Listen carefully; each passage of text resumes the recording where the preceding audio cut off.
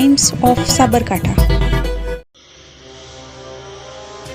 અત્યારે હાલ શિયાળો બરાબર જામ્યો છે, ત્યારે લોકો પણ વહેલાસર ઘર તરફ પ્રયાણ કરે છે, એટલે રસ્તાઓ પણ સુમસામ જોવા મળી રહ્યા છે।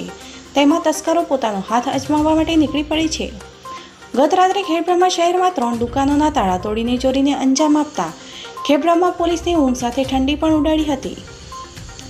મળતી માહિતી મુજબ ખેડબ્રહ્મા શહેરના હાડસમાં એવા સરદાર ચોકમાં આવેલ એક પ્રોવિઝનની દુકાન બીજી મોબાઈલના દુકાનના તાળા તોડ્યા હતા।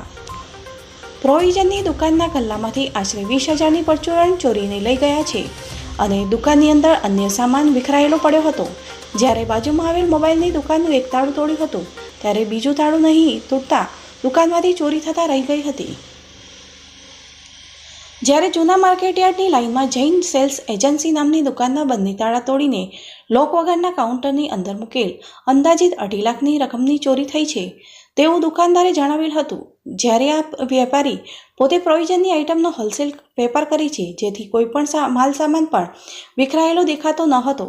જ્યારે રાત્રિના 12:30થી સવારના 5 સુધી સીસીટીવી પણ બંધ હોવાનું જણાવ્યું હતું।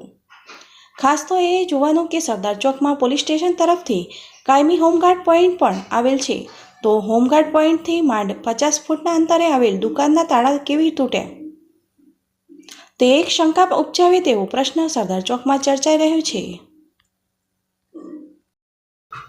Bureau report, times of Sabarkantha.